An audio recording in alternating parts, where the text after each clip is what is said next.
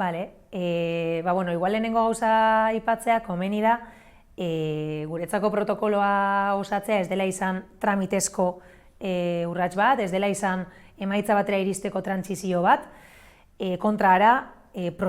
osatze prozesuari esleitu diogu izan zedila ikaspenerako ere tarte bat, ez bakarrik zuzenean sortze prozesu horretan egon garen ontzat, baizik eta baita erakunde gisa eta erakundeak dituen geruza ezberdinentzako ere bai. Bai harri geneukana zen, irudikatzen genuela protokolo bat, filosofia zehatz batetik eraikia izango zena, eta horrek atzetik lan handiago ekarriko zuela, baina hori apustu bat izan da, eta bestalde batetik argi geneukan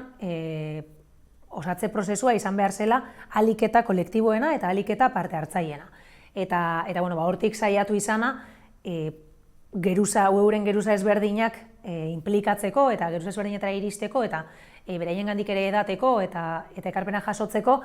espazioak zabaltzera eta kanalak irekitzera. Horrek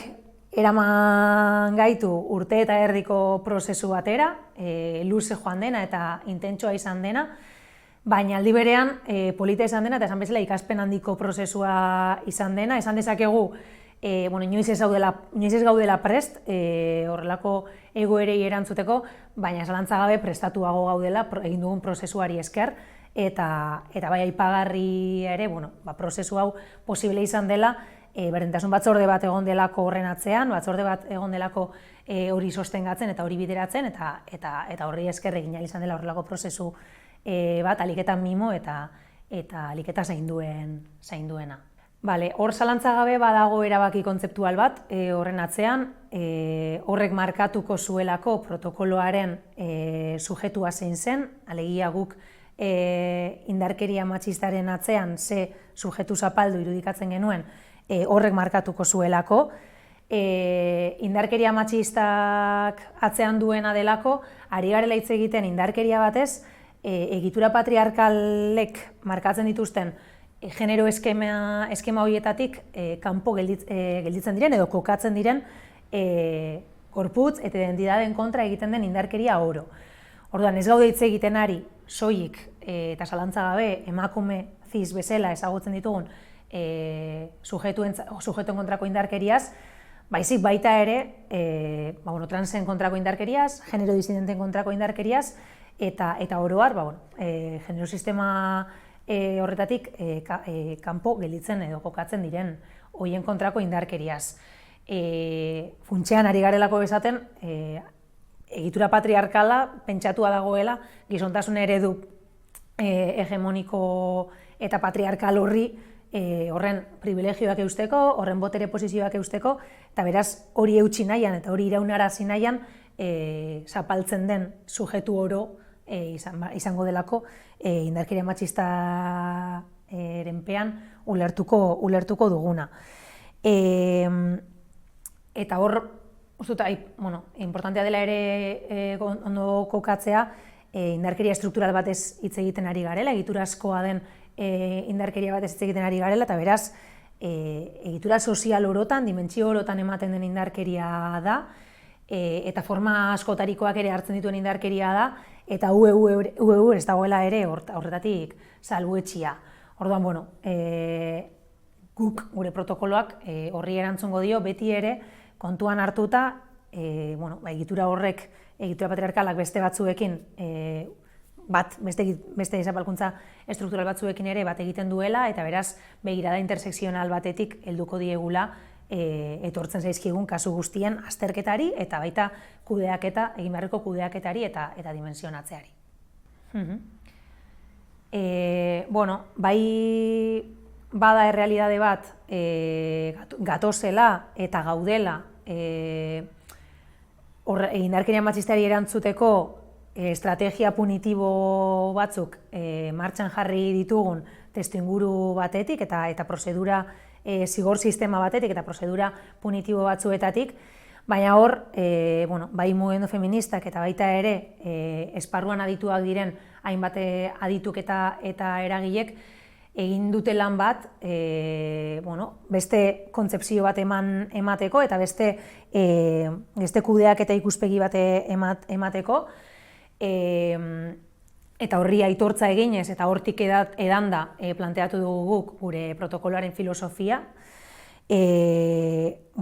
zentzu batean oinarritua dagoena bi zutabe nagusitan. Bata da ikuspegi erreparatzaile eta eraldatzaile batetik egingo dugun prozesu bat eta protokolo bat izango dela. Hau da, min bat jaso duen, bai erasoa jasan duenak, baina baita komunidadeak ere horren erreparazio bat egitera doan protokolo bat dela, baina, eta zalantza gabe, erasoa egin duen horrekiko dagokigula eraldaketa prozesu bat abian jartzea, pertsonari dagokiola ardura hortik hartzea, baina kolektiboari dagokigula bide hori ahalbidetzea, eta beraz protokoloak protokoloa horretara dator, hori mahai gainean jartzera dator, ibilbide horiek egin ahal izatera. Eta bestalde batetik, ardura kolektiboaz ere hitz egiten dugu, gure filosofiaz hitz egiten dugunean, eta horrekin esan nahi duguna da, eraso bat gertatzen denean, ez dugula irudikatzen bi alderen artean soilik gertatzen den zerbait bezala,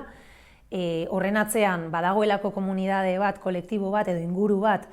eraso horiek ahalbidetu dituena, modu batera edo bestera,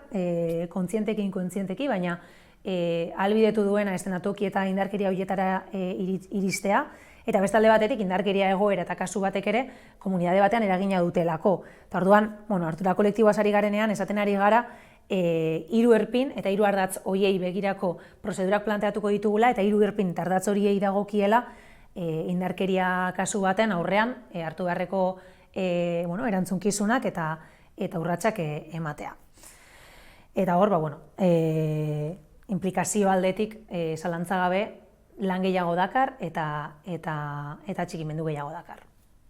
Ari gara hitz egiten UEUren protokolo batez, eta beraz, UEUren baitako indarkeria matxista kasuei eragingo dien protokolo bat da, eta UEUren baitako esaten dugunean, esaten ari gara UEUren kidegoaz hitz egiten ari gara, eta UEUren edo UEU kantolatutako jardueretan, zein espazioetan gertatutako eraso matxistez. UEUren kidegoaz hitz egiten dugunean, merezi du argitzea gure egitura adarkatua dela, geruza ezberdinetakoa dela,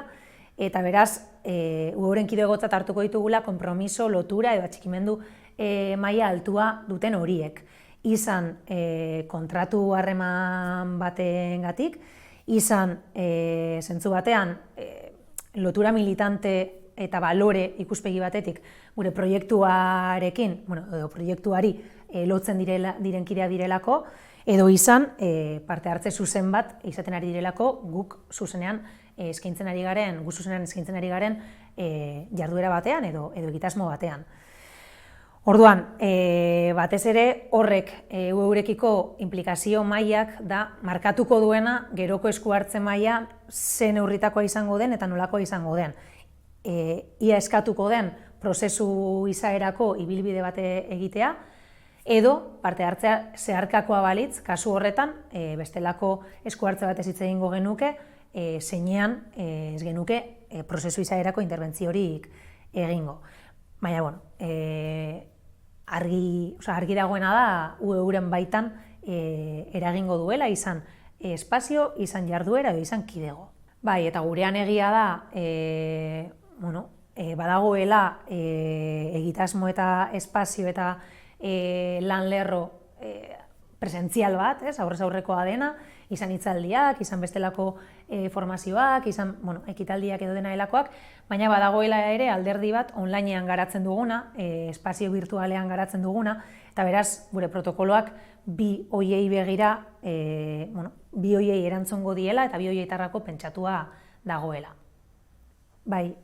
esango nuke protokoloa osatzeko prozesuak berak jarri dituela edo jartzen dituela oinarri batzuk prebentzio ikuspegi batetik, baina esango nuke ere protokolo bat izateak berak badakarrela prebentzio aldetik urrats bat. Zergatik, alde batetik protokolo bat eukitzeak ekarriko digulako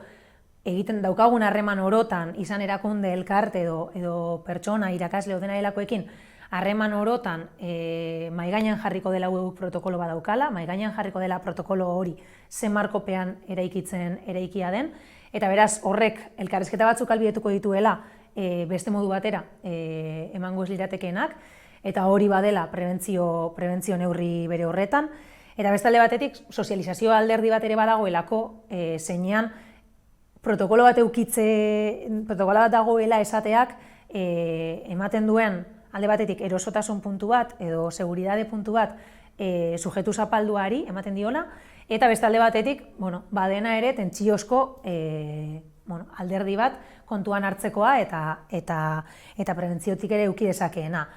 Izan, euskarri ezberdinak baliatuko ditugulako horretarako, izan ere,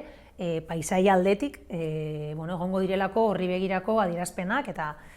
bestalde batetik, horri begirako referentziak giro zaindu bat eman dadin denon ardura izango dela adierazi nahiko dutenak. Eta gero beste alde batetik, azkenik esango nuke, protokoloa aktibatzeak ere, protokolo baten aktibazioak, protokolo bat garatzeak ere, bere ondorioa baldin bada, prozesu eraldatzaile bat ematea, eta beraz, ez errepikatzeko berme batzuetara iristea, horrek da aurrera begira prebentzio batean kokatzen gaitu. Erakunde bezala, kolektibo bezala, pertsona bezala eta komunitate bezala. Eta beraz, protokolo bat eukitzea beharrezkoa dela, bai kasuak kudeatzeko, baina baita ere daukan pisu eta karga preventiboagatik. Esan bezala osatze prozesuak ikutu ditu geruz ezberdinak, ikutu ditu pertsona ezberdinak, hori ez da bakarrik ikutu dituela ekarpenak jasotzeko, baizik eta ikutu dituela ere formatzeko eta trebatzeko hitz egiten ari garen filosofiaz, indarkeria matxistak berak dakar dituen dimentsio guztiez, eta beraz horrek jada kokatu gaituela, esan bezala ikaspen prozesu bat izan da ez bakarrik protokolo bat nola aktibatu eta nola kudeatu, baizik eta baita ere indarkeria matxistaren oinarriei begira erakunde bezala eta lantalde bezala.